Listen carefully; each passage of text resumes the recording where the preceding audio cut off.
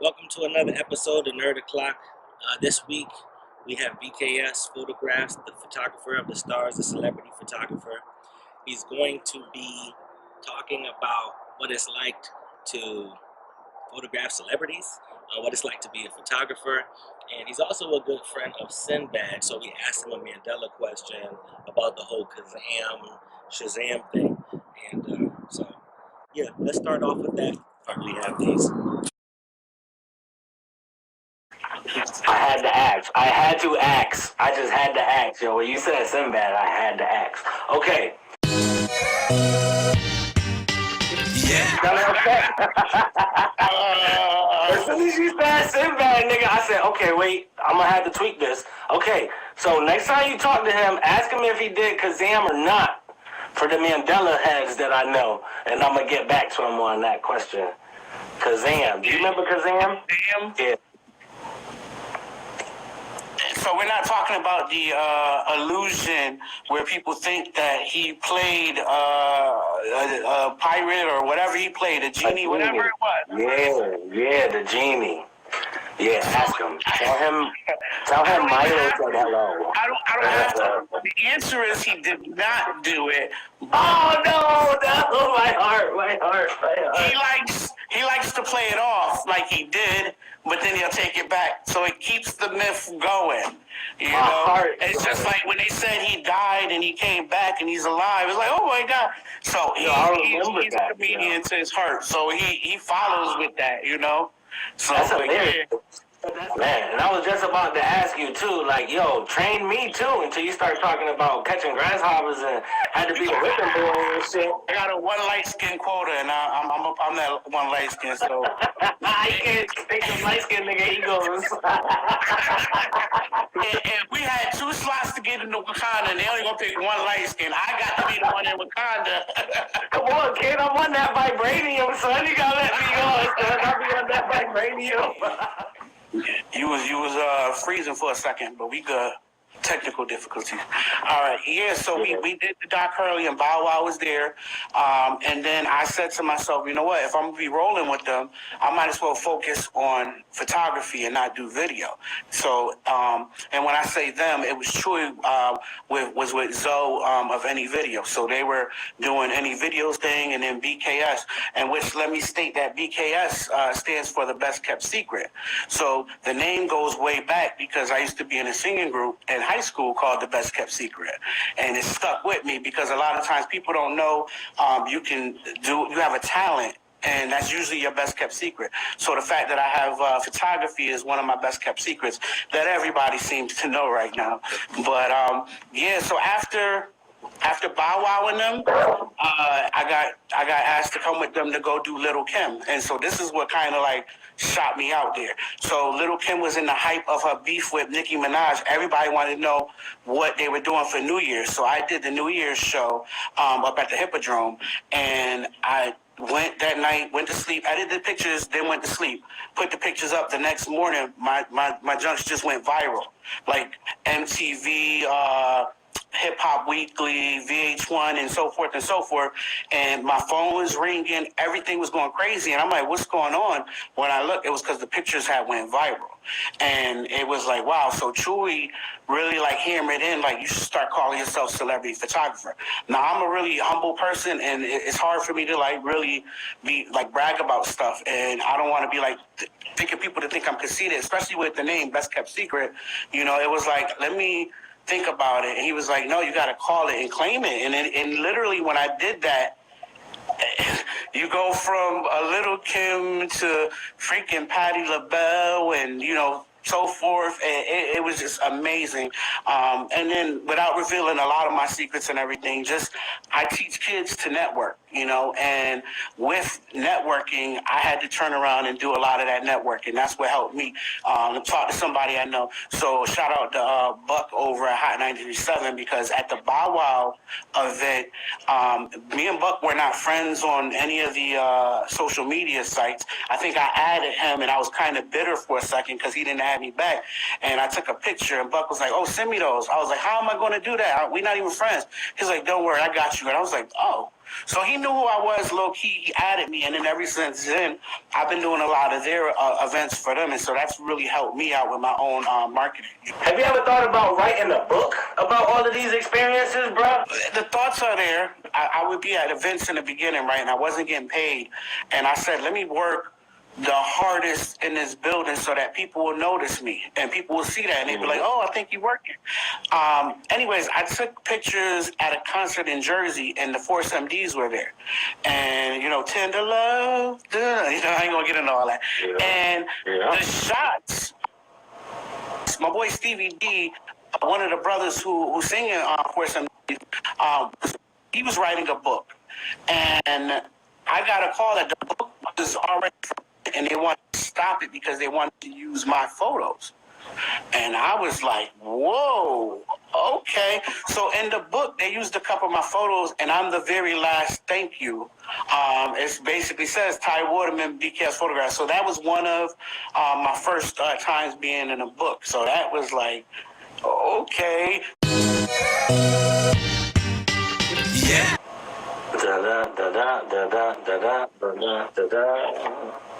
I'm dancing. It's alright. I'm just dancing for the people. I'm gonna put on some music for the people until it come back on. Mini trap house. Are you strictly celebrity photographer? I'm a celebrity photographer. I'm a money green photographer, and I'm a photographer with a heart. You know what I'm saying? So I do things that I feel is right. I try not to break my own integrity. So I try to make things happen for people when it can't normally happen. Now, I'm not trying to get robbed or raped. That's not my thing. But I'm trying to get paid and at the same time because I just got some new equipment. It costs money. So I've been doing events. So people will have community events, different things. So I've had contracts with certain people where I would do their events all the time. The celebrity thing, the secret is the celebrity thing is more of advertisement because people see the celebrities, they want to feel like the celebrities. So when I come out to your party, it makes them feel good. I had a nice run of doing the clubs. And I would tell them, I got to the point where I had to tell them, I'll only do your big events. I don't want to be the guy, the photo guy. I don't want to, that's not who I am. I have an image that I'm trying to uphold because I want people to really understand that there's quality coming from what I'm doing and stuff like that. My assistants would tell you, like when I teach them all differently. Shout out to Shane. That was one of my longtime assistants. Shane, I think he was like my whipping boy. I had to teach him like Kung Fu style. So he had to do all the training and had to, catch the pebble in the grasshopper, all that type of stuff. I was at Sifu. But I think I taught him that wax on, wax off technique, where he'd be like, I didn't think I learned this. Yes, you have. But even when I sent him out, I used to be like, yo, we got to show that quality work. We want people to know this is what we do. So even with Eddie now, Eddie is in his beginning stages of the learning, but he's been around for quite a long time, And shout out to my boy Dan. I see him on there. I am Honja. He came out with me to a wedding, backed me up on a wedding. Came in clutch. So, and me and Dan been kicking it around for some years. So he was around from the beginning of me doing these photo things. I tried to get him on for the ride, but he didn't want to jump on. And then now I see him doing his thing, and it's like, yo. What was the best experience that you had on the shoot so far? Excluding the first one, because I know the first one with that feeling of like, shit, this is great. But like, excluding the first one, what was the best experience you had on a celebrity shoot so far? So, the best, I don't know if I would call it the best. This experience that I had, normally, I go through like publicists or other people to get the connections to be able to do it. Or somebody would just call me out the blue and be like, hey, we need you to do this. And I'm like, well, okay. This one, I went on Twitter and sent the person a message. They weren't following me or anything like that. The reason why this person was important, when I dropped out of school, it's either dropped out or forced out. It depends how I want to tell the story, Yeah. But when I left, the first book that I read was by Sinbad, the comedian. And I related to that story so much, and I laughed at a book. That was the first book where I felt alive reading the book. Like I felt a part of his story. So I sent him a message and I let him know that, you know, this is the first book I've ever read. You're an inspiration. He's a comedian that does not curse. And I'm not going to say he doesn't curse. He doesn't curse in his performances. And he's very intellectual. And so I sent him a message. He said, because he was coming to Foxwoods, and I said to him, hey, you know, blah, blah, blah. He says, come to the show. And I was like, okay, so rolled up to Foxwoods, and I think I had like a minute to spare before he got on stage, and asked one of the ushers, and you know, Sinbad told me to come check him, and I'm like, this dude gonna laugh at me. He's gonna think I'm BSing him, and he kind of laughed. He went to the back.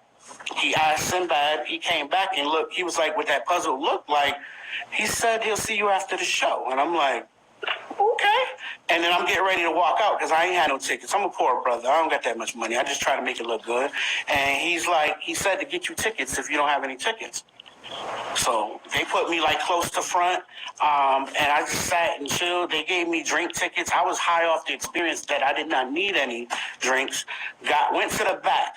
Now, I'm around celebrities all the time, so I like to act like they're regular people. I don't be all over them and nothing like that. Went to the back, and Sinbad's standing there, and I'm standing there, and he goes, hey, and I'm like,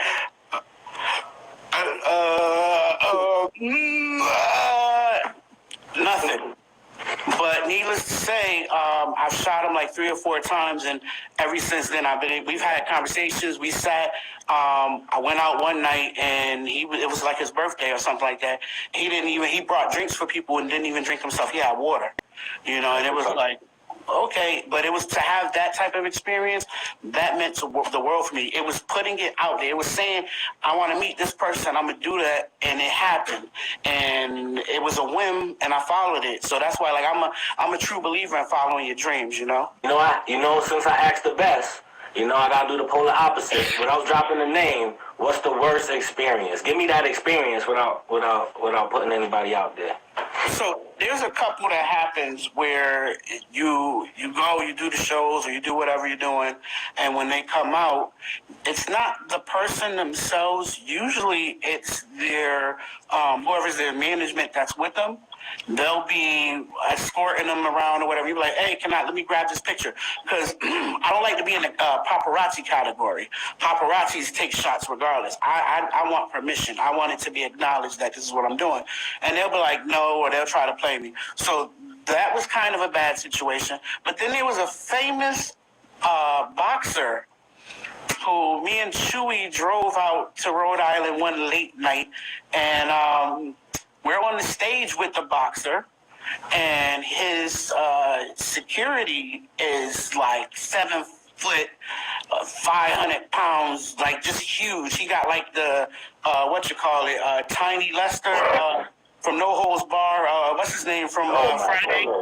He got that kind of eye and that look, and he says something to this other photographer. So he doesn't direct it at me. He directs it to another, and Chewy's standing right next to him, and the dude was like, can I take a picture? And the dude, I guess he dropped a figure, like 5K or something like that. He ain't taking no picture of this dude, get me right here. He's like, yo, if you don't put that camera down, I'm gonna knock you to... And I'm like, I didn't hear it all the way, but I heard it. And Chewy was like, yo, Ty, don't take no pictures. I was like, so I got pictures of this person. So, because I met him a couple times doing photos, but in that moment, it was like my life was threatened over a photo. I'm good. Then there was a basketball reject.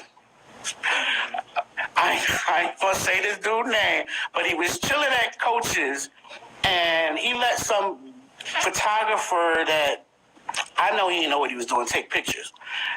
I take a picture of something else. He just happens to be in the back, and he didn't want me to take a picture because he was with somebody he wasn't supposed to be with, and he tried to get all up in my face. Now the dude had to be 7 foot something, because if you ever heard the joke where Kevin Hart talks about meeting up with Shaq, and when he jumped out the car, he was at Shaq's waist.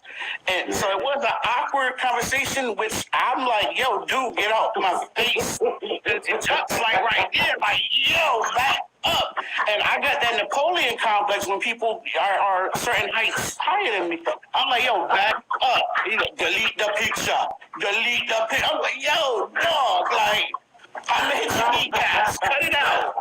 And Chewy like, yo, that's my man, yo, just leave him alone. But needless to say, the dude was on he ended up making the D squad from like a famous team, and then now don't nobody know who the hell he is. But that's a different story. And to anybody that tells me to delete the pictures, what people don't realize is you can delete photos, but I always know how to recover it. So I have a whole secret vault of photos of people that said delete.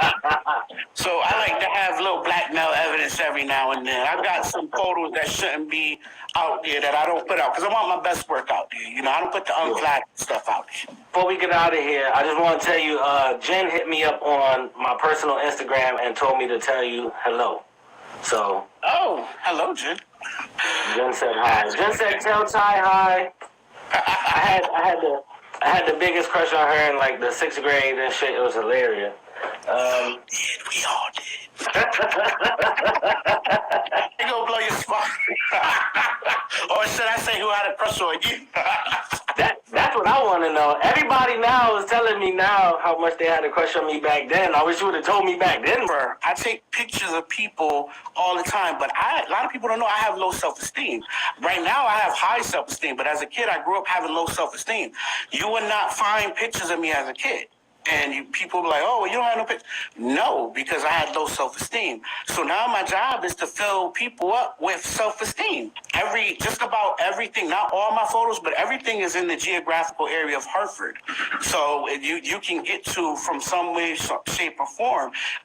So we have a lot going on. When people say Hartford don't got it, no, we got it. Connecticut got it. We just got to get to it. We got to show them we need the support. You see the well, you know? Appreciate this interview, brother. Very, very inspirational. Appreciate everybody for watching this interview right now. Did you peep the shirt? I don't know if you can see the shirt. No, I can't see it. It's the Brady Bunch, but the Bel Air Bunch. That's dope, the Bel Air Bunch. I had to throw that on because it's nerd o'clock, you know.